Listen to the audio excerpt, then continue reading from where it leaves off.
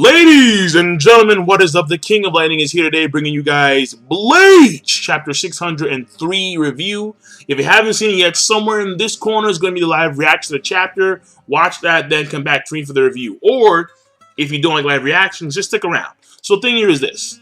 This chapter of Bleach, Juha, or because right now he's like super badass. Juha, when Juha, goes into business, he's open for a long time. He has no competitors. He's a clean sweeper. Ain't nobody on the block having a business as successful as Juha, and that's just the way it is. But here's the thing, though. I love the ending, but everything else, I'm like, fuck. Now, the main gist here, we all know, is the fact that Juha, he took the powers of the guys who are fighting below in the Sedete. And the ones in the Sedete, well, first of all, we get to follow Lampert and Giselle for a while. Giselle, who's actually still alive, God thank you. And she was taking the blood that she gave Bambita, the Bambita zombie. And she was then performing some type of weird, like, fetish necrophilia, since I was clarifying in the comment section of the live reaction, thank you, necrophilia. And I knew it was there somewhere, I just had to actually try and dig for it, because there's so much stuff right now in my mind. But here's the point, though. The point here is that the guys on the ground who are fighting against Shinigami now have lost their powers, or they're extremely stunted, to where they can no longer fight at full power, at least, and then the guys above, they've spiked in power to take on the Royal Guard. So, here's my thing.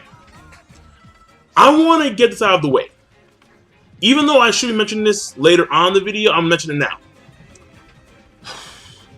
When you take a look at the war sides, when you take a look at who's fighting, you have the Shinigami and company versus the Quincy's. You have very uneven sides. Because initially you had Juha and his boys, and his sub-boys, like the fodder Quincy guys, like, you know, like the regular soldiers, his soldats, there you go, those guys. Thing here is that he actually had like a fighting force, where even though the Shinigami had like help from the Arankara, and they had help from the Visors, and they got, you know, like other form, the Fullbringers, and so on and so forth, that allies that were there to help them, things still seem pretty even. But now that you've eliminated, like, all of these people on the ground, Mr. Bell, the problem here is that you only have we them boys, you, Uryu, and Hashwald. That's less than 10 people. Against how many people? That comprise the Shinigami, the Visors, the Fullbringers, and so on and so forth. And that really bugs me. I'm like, how can things be, like, it seems so one-sided against Juha and his boys, because they're just outnumbered. And they're not only outnumbered in the sense of just sheer numbers, but also in skill, because it's not like everyone else is a straight-up bitch. Like, no. You actually have hardcore competitors. Now, granted, when it comes to what's going specifically on top, things are a little more even, because you have Juha, you have Hashwald, you have Uryu, then you have We Dem Boys, which is 4 people. And at the same time, you have 5 Royal Guards. And then you have Urahara, Ichigo, Chad, Orihime, and Yorichi. And they're going to go up there right now. So in that sense, when the battles, and the Soul King, if he's in a fight, we're not too sure. But in the sense of what's going on top, it's actually a lot more even than when you compare it to what's going on bottom. Where on bottom, you have Quincy's who've lost their powers, or their powers are stunted against the wrath of the Shinigami. It's like, my God. Like, this is so unfair. So, and it's not even like they can, because I don't know if the Quincy who are on the ground can actually now full on like escape? Like, can they just run away? Like, go like, you know, like just bail? Like, can they go back into like their shadow realm and hide there? I don't know if they can do that. I don't know if Lampard and Giselle can actually just bail into like the shadow realm. I think only like Juha or Hashbald and probably Uryu can now dictate that type of power. So to me, it's kind of like, really? Like, are we really going to have the situation where the Quincy on the ground are left to slaughter, while you have Juha Bach and the others just dominating on top? No. And assuming that they dominate on top, that's an assumption. Because even though Whedon boys are back in full effect, unless they're more powerful, substantially so, than they were initially, they're not beating Nimaya. Because Nimaya speed blitzed the living hell out of them initially. So, obviously, since Juha, took in the powers of other Star Knights, I'm assuming that he transferred the power, or he distributed it evenly among Whedon boys. That's my assumption. Even distribution for those who were taken out initially, so they can actually compete with, Nimaya. Now, whether or not Nimaya actually has a Bankai, I don't know, because Nimaya has like various types of Zanpakuto for his own use, and this particular sword is unique in of itself, and he produced it. So I don't know if Nimaya actually has like a Bankai, like every other standard Shinigami, but he's phenomenally skilled. And then, of course, you have those who haven't fought yet. You have the ball guy with the beats, who you have no idea how powerful he is. Then you have Kirinji, who has a Bankai, obviously. And then you have probably the true powers of the Queen of Serios and Senjumaru, who have yet to display their true powers. So, again, you have a lot of factors that go against the Quincy's, and it's bugging me. So when I was talking to my little bro, I was thinking, okay, so maybe there's going to be a way to even out what's going on in general. And the only possible way I can see the scales evening out, where this war is now somewhat, like, not only in the sense of the top, but also more so in the sense of the bottom. Because in the top, it's already somewhat even when you consider what's going on there. But on the bottom, not so much. So I figured, okay, fine. So maybe, even though initially things didn't work the way Juha Bach wanted to with him, if Aizen were to somehow return and assist Juha Bach, because Aizen, he would be on the bottom then. He'd be in the middle of the Seirete. Like, he broke out of jail, powered the fuck up. Everyone's like, oh shit, no, this is Reiatsu. Nani? Masaka, it can't be. Aizen, he's like, fucking yes. Like, I'm back. Like, that would be some shit. That would be some cool ass shit. But right now, I'm like, fuck. Like, it's too uneven, and it's really irking the shit out of me.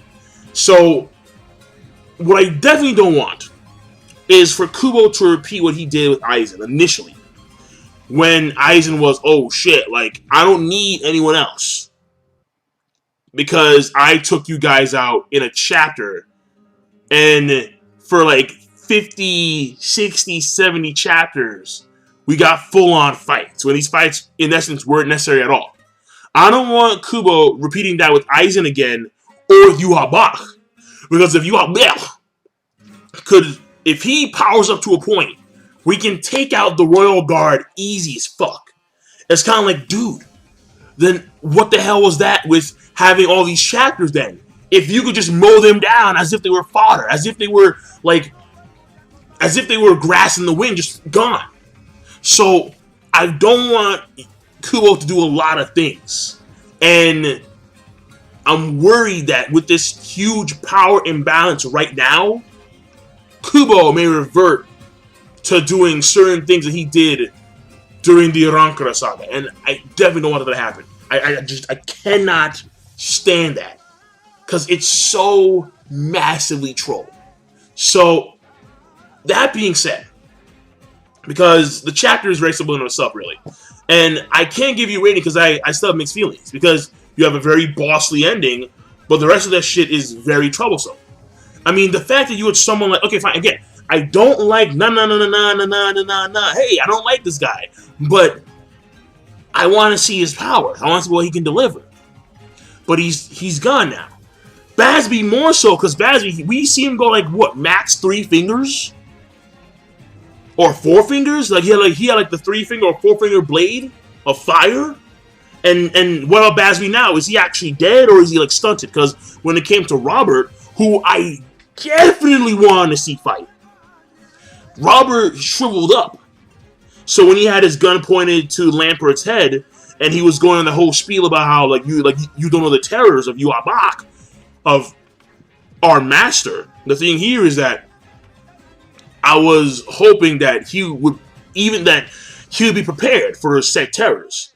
Since he wasn't a newcomer like Miss Lampert, he would be aware of what Juha Bach can do. Therefore, he took like precautions so he could still be active when his master was away doing stuff with the elites. But no, he just got taken out like that, shriveled up, and now he's dead probably. So if you were to have Eisen on the ground, you could literally pull everyone against Eisen, and that would actually be a fair fight. Which is insane, but truly, if you had everyone versus Eisen, she would actually equal out.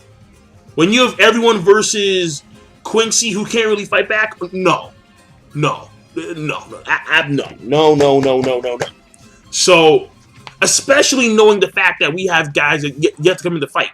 We have guys like Kugo, and the Butler guy, and Tsukishima, who's very haxed, and freaking Grim Jow Jaggerjack, and, people who haven't fought yet. I mean, even the guys like, for example, Hachi, and, what's her name again? Hiyori. Like, those folks as well.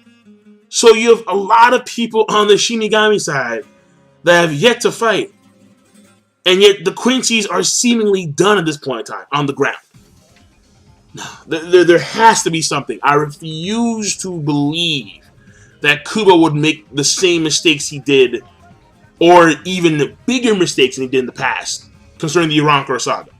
So when you have an arc, like this arc, start off so beastly, so boss, and then over the course of time, things seem to become less and less, I wouldn't say good, but more so, it started with they're not meeting expectations. Done. When you have an arc that has such high expectations and such a very powerful impact initially, and then over the course of time, you seem to move away from what these expectations were, that's, I'm afraid, where Kubo's going right now. Because it's not really a wise move to take out your fighters on the ground and focus on the guys on top.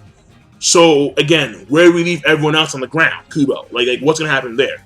So, overall, I have no chapter rating. I just want to get my thoughts out there. Because I have mixed feelings. A lot of folks in the comment section have mixed feelings as well. They're unsure what's really going on. A lot of folks actually didn't like it. And then a lot of folks were like, fucking, yo, like, we them boys. Like, even though the guys on the ground are taken out, we them boys. And like, shit.